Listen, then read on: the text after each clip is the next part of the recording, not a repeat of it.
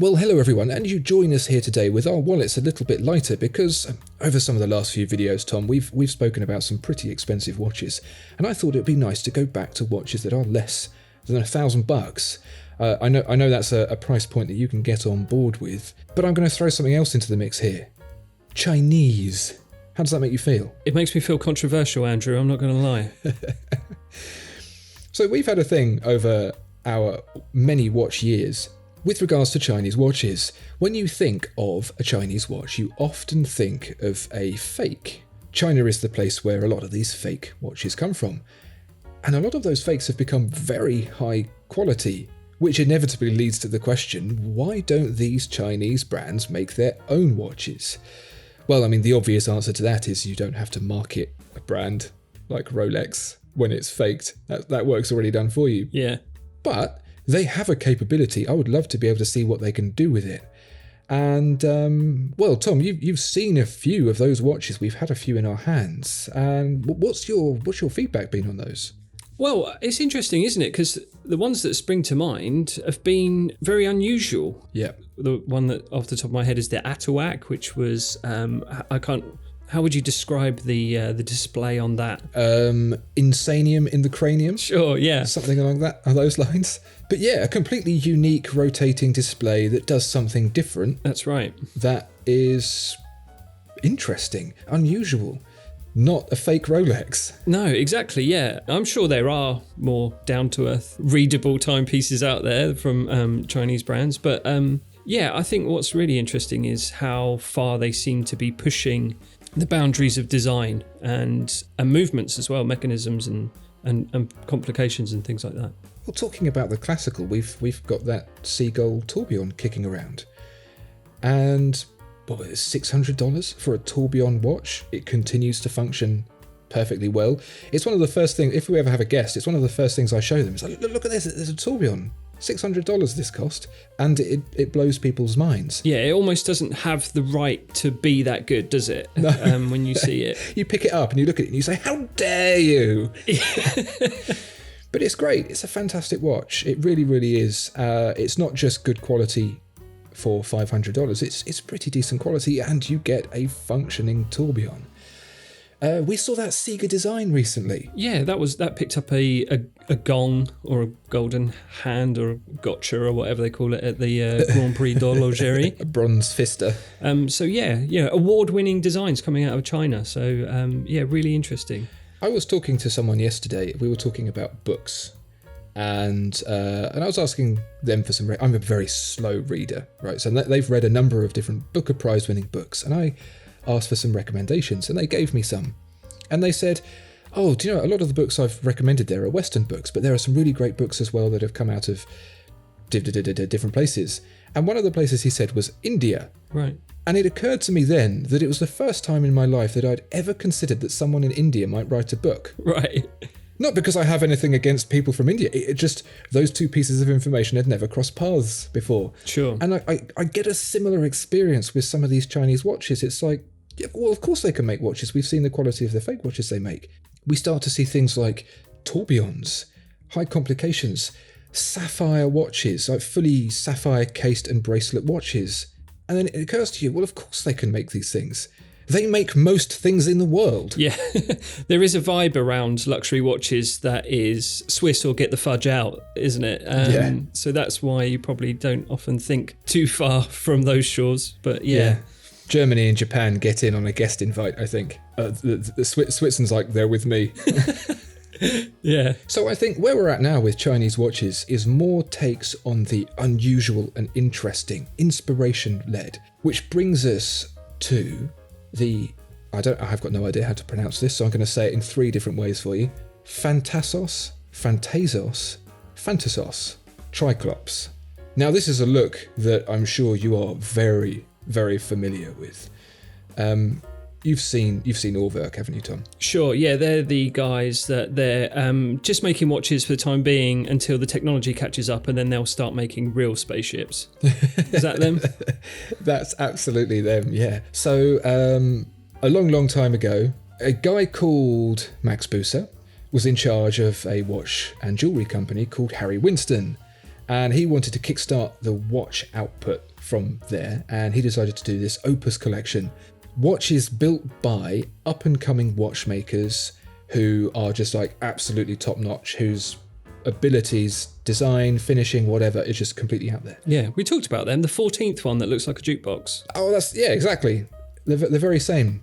Go back to the 5th one, right, and it looked very much like this Fantasos, because he had approached Felix Baumgartner. You know Felix Baumgartner? Oh yeah, the guy who jumped out of the balloon because Zenith dared him to. Oh, it's all connected. A different Felix Baumgartner, but that'd be great. Great credentials. Awesome watch brand, jumps out of balloons. What doesn't he do? But no, a different one, right. Unfortunately.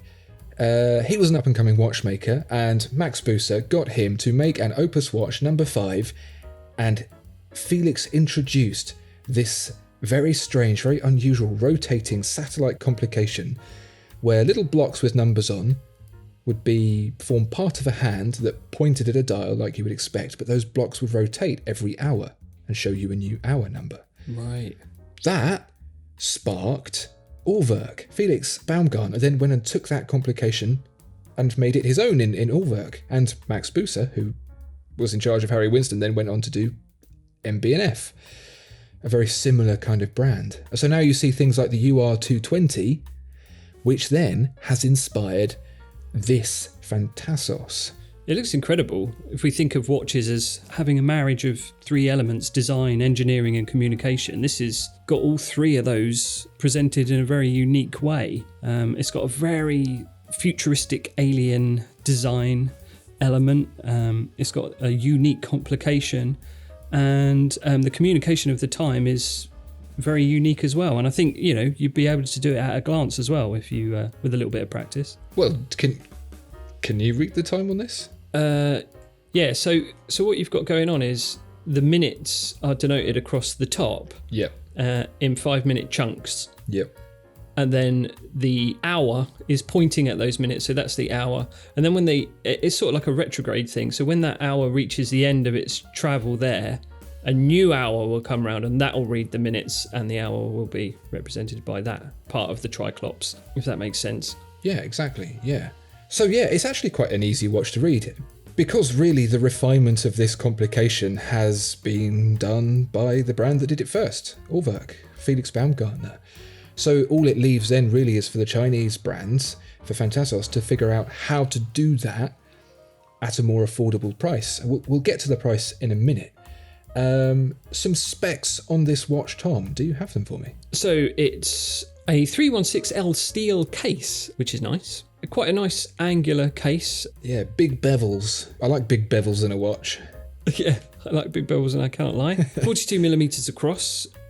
So that's not too bad. It's all relative to where you stand on the Dwayne Johnson scale, really. But no, for this type of watch, 42mm is probably fine. You wouldn't want a 37mm Urwerk. That would be a bit weird, wouldn't it? Yeah. Sapphire crystal and a Miyota movement. So a little bit of Japanese in there. Yeah. Plus minus 10 seconds a day. So this isn't going to be something that defecates the bed on the first evening when the movement explodes. Yeah. It should run well.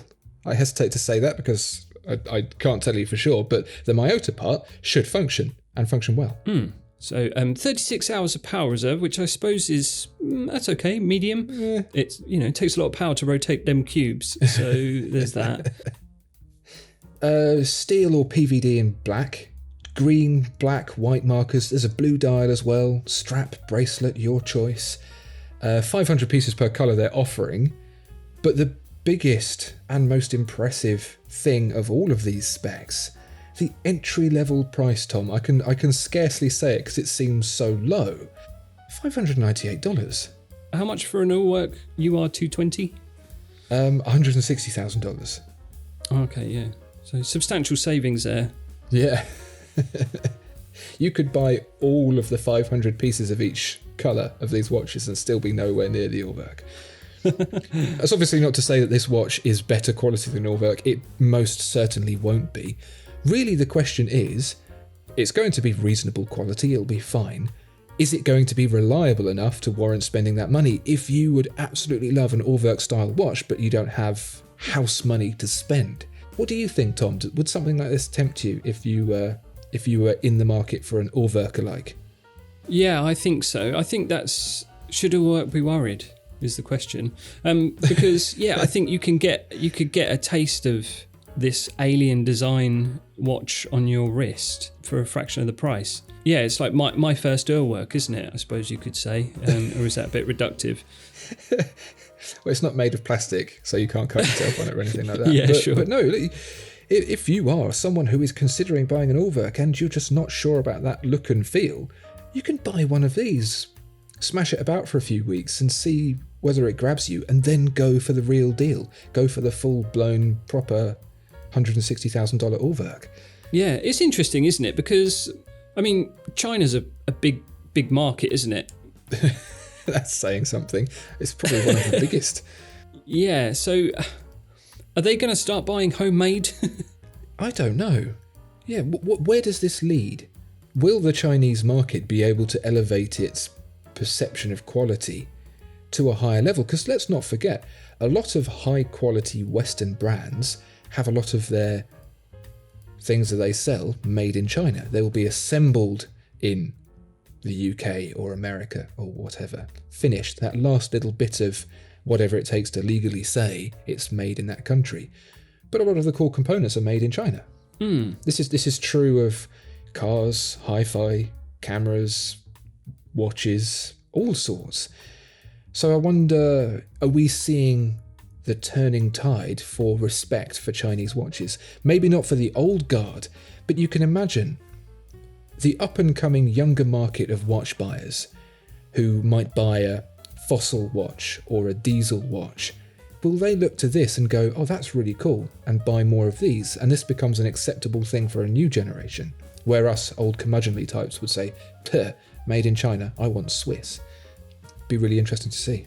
I suppose one of the big question marks over Chinese brands, the thing that people always worry about is reliability and quality, isn't it? And obviously, China being a huge market for luxury goods, they're going to value those things as well, aren't they? So how are they going to feel about this homemade stuff? You know, they know how the mechanical sausage is made, so they're gonna still look for those things. But yeah, like you say, I think the younger buyer might start looking to this as an entry point. So yeah, that's quite interesting.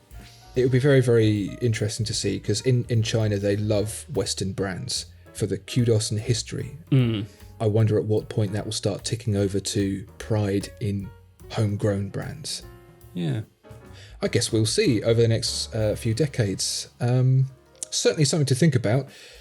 Dear viewer and listener, what are your thoughts? Let us know. This is a very big open topic that's really unfolding in front of our eyes as we sit here. And I'd love to see what you think. So while Tom and I go and munch on the mechanical sausage, please do subscribe if you enjoy this content, and we will see you next time. Thank you. Bye-bye. Bye.